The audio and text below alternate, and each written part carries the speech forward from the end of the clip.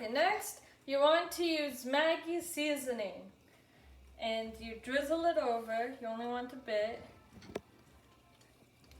Or maybe you have to shake it to get it all out. And next, you add the bay leaves. They look like this.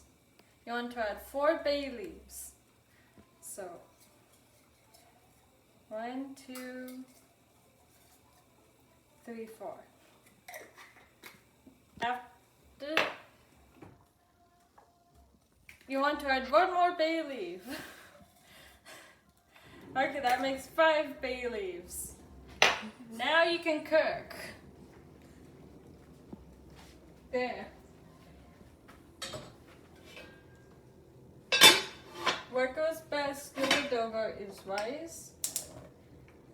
And if you want to make it a meal for other people, you should add some vegetables like salad. Done.